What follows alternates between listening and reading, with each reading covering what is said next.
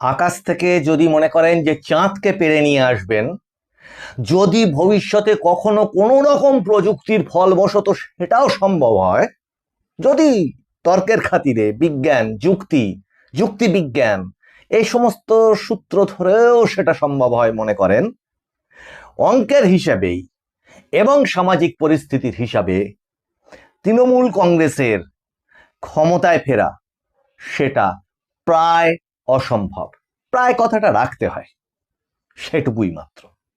নমস্কার, মানুষের ভাষায় আপনাদের সকলকে স্বাগত। আমি প্রবীর রায়চৌধুরী আপনাদের সাথে। এত বড় কথাটা যে বললাম, অনেকেই বলতে পারেন যে এটা আপনার অত্যন্ত আত্মবিশ্বাস, অতি আত্মবিশ্বাস, ওভার অ্যাম্বিশিয়াস একটা কথা। কিন্তু পিছনের যুক্তিগুলো পরপর যদি আসি, আপনারা নিজেরা যারা এই এপিসোড দেখছেন তারাও নিজেরা একটু আঙুলে হিসেব কষে দেখুন কথাগুলো পিছনে যুক্তি আছে কিনা। তার আগে একটুখানি জানিয়ে নিই, সেটা হচ্ছে যারা নতুন দর্শক এসছেন তারা একটুখানি সাবস্ক্রাইব করুন, আর হাত খুলে এই মানুষের ভাষার কমেন্ট বক্স হচ্ছে একটা, ধরে নিতে পারেন একটা নতুন কমিউনিটি যেখানে সভ্য সুন্দর চিন্তা বিকশিত হওয়ার সুযোগ পাচ্ছে। সেখানে আপনিও হাত খুলে লিখুন এবং সামগ্রিকভাবে এপিসোডটাকে যদি একটু শেয়ার করেন, তাহলে এই এপিসোডের সাথে আপনার কমেন্টগুলো, আপনারও যে কমেন্ট সেটাও ছড়িয়ে পড়তে পারে। আপনাদের প্রভূত পরিমাণে যে সমর্থন, ভালোবাসা সবকিছু পাচ্ছি। অনেকে থ্যাঙ্কসের মাধ্যম দিয়ে কেউ 40 টাকা, 100 টাকা এগুলো পাঠাচ্ছেন, তাদের প্রতি অসংখ্য কৃতজ্ঞতা জানাই এবং সামগ্রিকভাবে সকলের মঙ্গল কামনা করি। এবার আসি আসল কথাটা। দেখুন, অঙ্কের হিসেব কেন বলছি।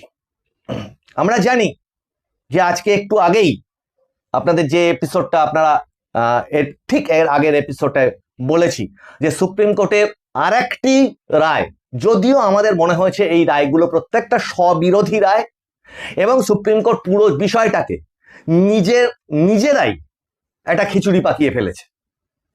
তার থেকে কিভাবে বেরোনো যায় এখন সুপ্রিম কোর্ট নিজেই বুঝতে পারছে না। যদিও সর্বোচ্চ আদালতের রায়কে আমরা সমর্থন করি, মান্যতা দিই এবং সম্মান করি, সব ঠিক আছে। সেটা নিয়ে সমালোচনা যথেষ্ট জায়গা আছে, একদম প্রথম পর্যায় থেকেই, যেটাকে আমরা এর আগের এপিসোডে বলেছিলাম যে বাকি 11টা রাজ্যে যে পদ্ধতিতে এসআইআর হয়েছে, সুপ্রিম কোর্ট প্রথমে মনে করেছিলেন এবং বলেছিলেন যে এটা একটা নজিরবিহীন পরিস্থিতি পশ্চিমবঙ্গ, অন্য রাজ্যে তো এরকম হচ্ছে না, অন্য রাজ্যে তো এর থেকেও, পশ্চিমবঙ্গের থেকেও বেশি ভোটার বাদ পড়েছে, তাদের তো এখানে সেরকম সমস্যা হচ্ছে না, কারণ ইলেকশন কমিশন সে একটা স্বশাসিত সাংবিধানিক সংস্থা, সুপ্রিম কোর্টও তাই। তাহলে সুপ্রিম কোর্ট ওই ইলেকশন কমিশনের পুরো প্রসেসটার মধ্যে ঢুকতে বাধ্য হলো কেন? সেটা একটা নজিরবিহীন এবং সেটা 142 ধারা প্রয়োগ করে, মানে সুপ্রিম কোর্টকে যে সংবিধান বিশেষ ক্ষমতা দিয়েছে সেইটা প্রয়োগ করে। সেইটা করতে গিয়ে যে ঘটনা ঘটলো তার সাক্ষী আমরা এতক্ষণ পর্যন্ত থাকছি। ঠিক আছে, আগের এপিসোডটা দয়া করে একটু দেখে নেবেন, এই নিয়ে বিস্তারিত আলোচনা করেছি, এই এপিসোডটার টাইমটা অনেকটা বেড়ে যাবে সেইটা বলতে গেলে। কিন্তু এই যে রায়, যে অ্যাপেলেট ট্রাইব্যুনালে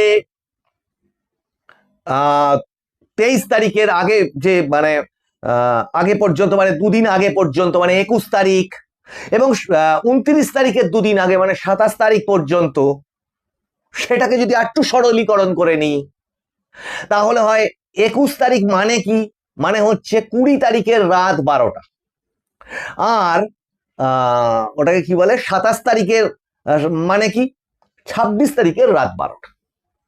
তাহলে এইটাকে যদি আমরা একটা প্যারামিটার ধরি, যেটা নিয়ে সুপ্রিম কোর্টের ওই বিচারপতিদের, প্রধান বিচারপতি ডিভিশন বেঞ্চের মাননীয় বিচারপতি জয়মাল্য বাগচি, যিনি আজকেও বলেছেন এবং আগের দিন বলেছিলেন যে এটা সম্ভব না, রোল ফ্রিজ যেদিন হওয়া সেদিনই হবে, মানে ওই 6 তারিখ আর ওই 9 তারিখ ওই রোল ফ্রিজটা হবে, এবং ব্যালেন্স এই ট্রাইব্যুনাল যেটা খোলা থাকলো, অ্যাপেলেট ট্রাইব্যুনাল, যাতে এটা মনে না হয় যে কারোর ভোটাধিকার খর্বিত হচ্ছে, সে প্রকৃত ভোটার, সে খর্বিত হচ্ছে ভোটদান থেকে, তার জন্য অ্যাপেলেট ট্রাইব্যুনালটা করা হয়েছে এবং তার কোনো সময়সীমা বাঁধা যাবে না, সেটা নির্দিষ্ট প্রসেসেই চলবে। তার জন্য বিচারপতির সংখ্যা কত সেটা সুপ্রিম কোর্ট কতজন ঠিক করেছেন? 19 জন মাত্র, 19 জন মাত্র প্রাক্তন প্রধান বিচারপতি এই রাজ্যের ভিন রাজ্যের দিয়ে সেটা গঠন করা হয়েছে। কোথায় গঠন করা হবে নিয়ে সেটা নিয়ে মামলা হিয়ারিং চলেছিল, লাস্ট পর্যন্ত সেটা কোথায় ঠিক হয়েছে? প্রাথমিকভাবে সেটা শ্যামাপ্রসাদ মুখার্জি জোকাতে, Shyamaprasad Mukherjee national institute of স্যানিটাইজেশনের বিল্ডিং এ হবে। পরবর্তীতে সেটা জুডিশিয়াল একাডেমিতে শিফট করবে, কারণ ওটা নির্বাচন কমিশন 8 মাসের জন্য মানে ভাড়া নিয়েছে এক প্রকার কেন্দ্রীয় সরকারের কাছ থেকে। পরবর্তীতে জুডিশিয়াল একাডেমিতে সেটা হবে। যদিও দাবি অনেক রকম ছিল যে বিভিন্ন রকম বিডিও অফিস, এসডিও অফিসে এই প্রসেস চলবে কিনা। নির্বাচন কমিশন অফলাইন এবং অনলাইন সুপ্রিম কোর্টের রায় দুটো প্রসেসই চালু রাখতে বাধ্য হয়েছে অ্যাপেলেট ট্রাইব্যুনালের জন্য। কিন্তু যে হিসাবটা আপনাদেরকে দেখাতে চাচ্ছি সেই হিসাবটা হচ্ছে খুব একটা ইন্টারেস্টিং। কিছু নির্লজ্জ, বলতে বাধ্য হচ্ছি, সংবাদ মাধ্যমের যা ধর্ম, প্রকৃত সত্যটাকে মানুষের সামনে তুলে ধরা, বিকৃত ভাবে নয়, কিন্তু কিছু বিকৃত সংবাদ মাধ্যম, তার পিছনে কি উদ্দেশ্য আছে সেটা জনসাধারণ বিচার করবে। তারা এমন এমন হেডলাইন দিচ্ছে এই রায়টাতে যেন এটা বিরাট কিছু ঘটে গেল। কেউ কেউ আবার আগ বাড়িয়ে এই হেডলাইন দিয়েছে যে বাদ পড়া সব ভোটার নাকি ভোট দিতে পারবে। আদপেই কি তাই? অঙ্কের হিসাব যদি কষেন শুধু দর্শকবৃন্দ, আঙুলে গুনুন তো। 19 জন মাত্র বিচারপতি, তাদেরকে যারা সাপোর্ট করবে বা অ্যাসিস্ট করবে সেই অংশটা বাদ দিন, কারণ ডিসিশনটা কিন্তু ওই প্রাক্তন বিচারপতিরাই নেবেন অ্যাপেলেট ট্রাইব্যুনালে, এবং সেটা হিয়ারিং যোগ্য একটা ব্যাপার। অনেকে প্রথমে কথা ছিল যে নতুন কোনো ডকুমেন্ট নিয়ে যাওয়া যাবে না, পরবর্তীতে সুপ্রিম কোর্টই বলেছে যে হ্যাঁ, নতুন কোনো ডকুমেন্ট নিয়ে যাওয়া যাবে কি যাবে না সেটা হাইকোর্টের প্রধান বিচারপতি এবং অ্যাপেলেট ট্রাইব্যুনাল তারাই ঠিক করবে যে ফার্দার কোনো ডকুমেন্ট দেওয়া যাবে কিনা।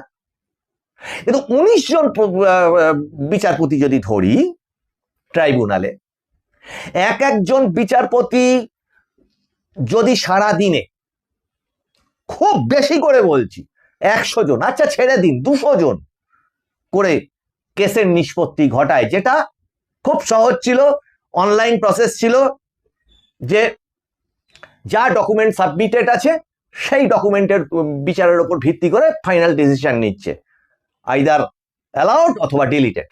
সেটা ছিল আন্ডার অ্যাডজুডিকেশনের জুডিশিয়াল অফিসারদের সিদ্ধান্তের জায়গাটা। সেটা পুরোটাই ছিল অনলাইন বেসড, একটা নির্দিষ্ট লগ ইন আইডি পাসওয়ার্ডের ভিত্তিতে বিভিন্ন জুডিশিয়াল অফিসাররা দিন রাত কাজ করে মোটামুটি যা সংখ্যা দেখা যাচ্ছে 250 জন মতো করে, 250টা করে কেস নিষ্পত্তি করতে পেরেছিলেন প্রতিদিন। কিন্তু সেটা যদি সামনাসামনি হিয়ারিং এর ব্যাপার হয়ে যায়, যাদের এইটুকু অভিজ্ঞতা আছে, সাধারণ মানুষের অভিজ্ঞতা আছে, ডকুমেন্ট নিয়ে কোনো সরকারি অফিসে গিয়ে দু চারটে কথা বলতেও অন্তত 15 মিনিট 20 মিনিট টাইম চলে যায় একটু ভালো করে বোঝাতে গেলে। আর যদি তার সাথে উকিল গিয়ে ঢোকে তাহলে সেটার পরিমাণ আরো বেড়ে যায় সময়টা। তাই যদি ধরে নি যে মোটামুটি যদি 200 জন করে এক একজন নিষ্পত্তি করে, যেটা একটা অমানসিক কাজ, প্রায় অসম্ভব কাজ।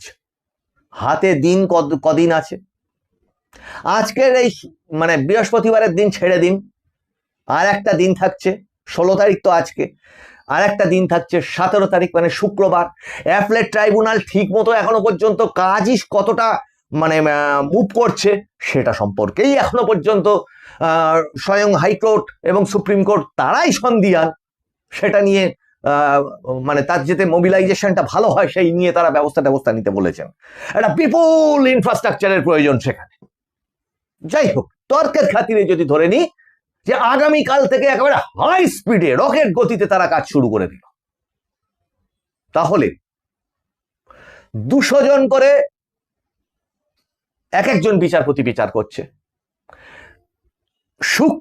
শুক্রবারের পরে হচ্ছে শনি এবং রবিবার ছুটি, কোনোভাবে কাজ হওয়া সম্ভব না। তারপরে পড়ে থাকছে মানে টোটাল এখন থেকে পড়ে থাকছে আপনার মানে ভোট পর্যন্ত 7 দিন, তার থেকে 2 দিন বাদ দিন, মানে পড়ে থাকলো 5 দিন, তার থেকে 2 দিন ছুটি বাদ দিন, মানে পড়ে থাকলো অ্যাকচুয়াল 3 দিন। তাহলে এই 3 দিনে এক একজন বিচারপতি যদি 200টা করে কেস সমাধান করে, তাহলে দিনে 3800 কেস সমাধান হতে পারে। মানে সমাধান মানে নিষ্পত্তি, ডিলিট অথবা অ্যালাউড, যাই খুশি হতে পারে। তাহলে আমি তর্কের খাতিরে যদি ধরেও নিই সেটা 4000 যদি দিন প্রতি ধরে নিই, তাহলে 3 দিনে যে পড়ে আছে, এই 3 দিনে 12,000, ম্যাক্সিমাম 12,000 কেসের নিষ্পত্তি হওয়া সম্ভব।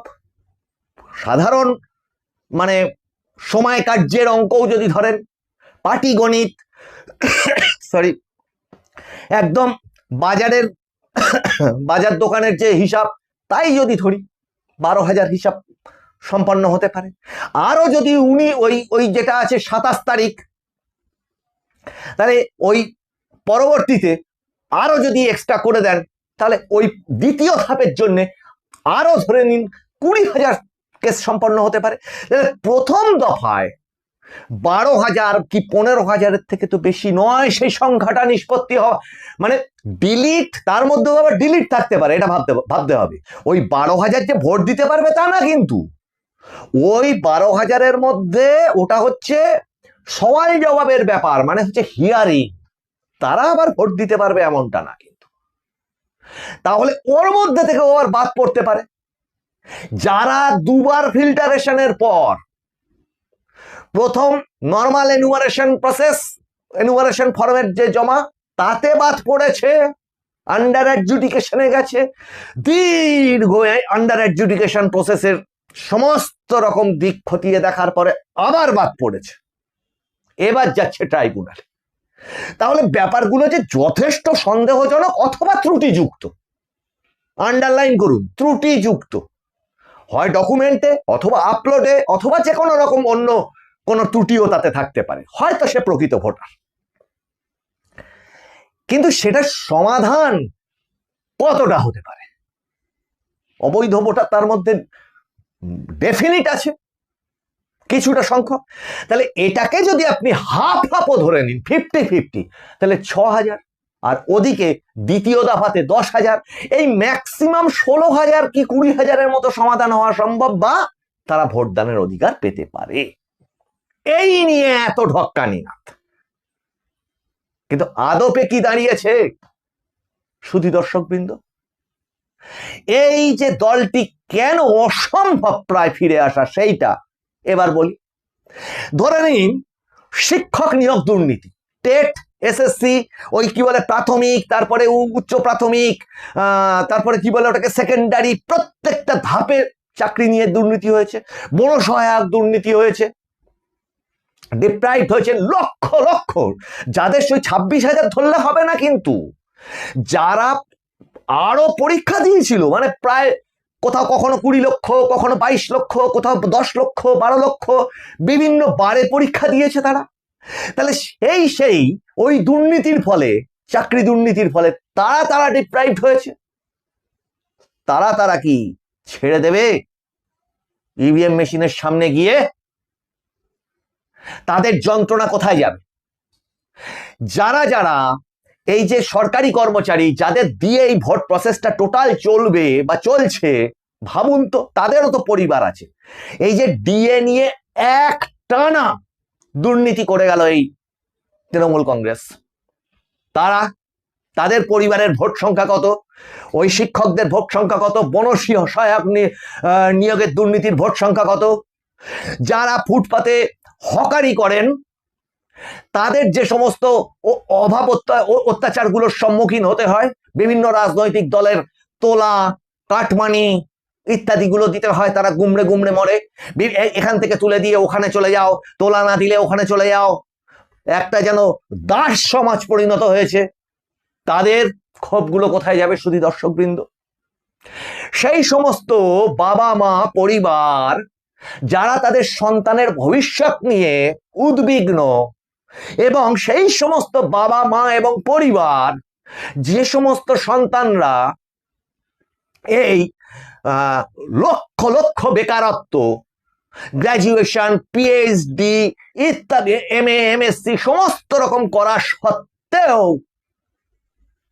কাউকে টোটো চালাতে হচ্ছে, কাউকে রাজমিস্ত্রির জোগাড় দিতে হচ্ছে, কাউকে শিক্ষিত পরিযায়ী শ্রমিক হিসেবে দিল্লি, ব্যাঙ্গালোর ইত্যাদি জায়গায় চলে যেতে হচ্ছে। তাদের পরিবারগুলোর ভোট কত সুধী দর্শক বৃন্দ? তার সাথে যদি যোগ দেন যে এই যে পরিযায়ী শ্রমিক, আমি ধরে নিলাম তারা একেবারে শ্রমজীবী, মানে শ্রমটা দিয়ে তারা পয়সা রোজগার করেন, কেন তারা এই রাজ্য থেকে অন্য রাজ্যে যেতে বাধ্য হয়েছে? সেগুলো কিন্তু বিজেপি শাসিত রাজ্যতেও প্রচুর পরিযায়ী শ্রমিক রয়েছে, প্রচুর সংখ্যালঘু আছেন তাদের মধ্যে, যারা ওই রাজ্য থেকে ইনকাম করে পয়সা রোজগার করে এই রাজ্যে পাঠাচ্ছেন।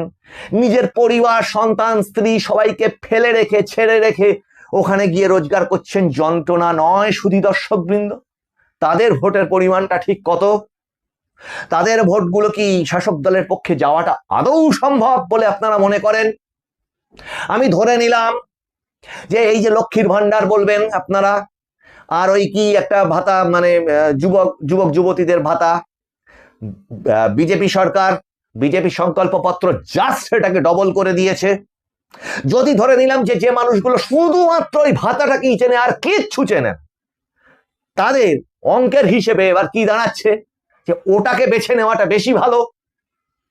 আর সেই সমস্ত মায়েদের যন্ত্রণা, বাবাদের যন্ত্রণা আমাকে আপনাকে বুঝিয়ে দিতে হবে, যারা সে বাচ্চা মেয়েটা সামান্য কোচিং এ পড়তে যাবে, সেই কোচিং সেন্টারটার সামনে গিয়ে বাবাকে বা মাকে রাস্তার ফুটপাতে বা কোনো একটা গাছতলায় গিয়ে বসে থাকতে হচ্ছে, সন্ধে হোক বা দুপুর হোক বা রাত হোক বা বিকেল হোক, যে মেয়েটা, বাচ্চাটা বা এমনকি কলেজ ছাত্রী, তাকে সঙ্গে নিয়ে তার বাবা ফিরবে যদি কিছু হয়ে যায়।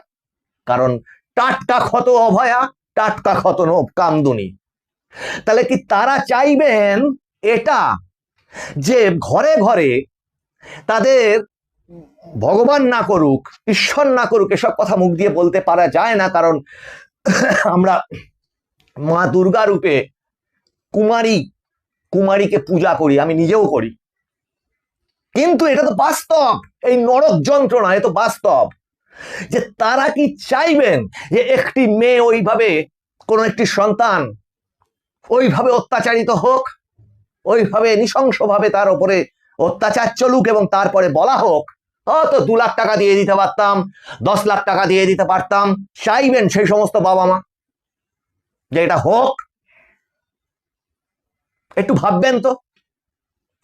এ বাদে বলতে গেলে রাত কাবার হয়ে যাবে, কিন্তু সংখ্যার হিসেবে এই ভোটগুলোকে যদি যোগ দেন, আর তার সাথে যদি এটা যোগ দেন যে অলরেডি যেসব প্রেতাত্মা ভোট, তারা তো নেই, 63 লক্ষ ভোট তো নেই কোনোভাবেই নেই, ডুপ্লিকেট, অস্তিত্বহীন এবং মৃত,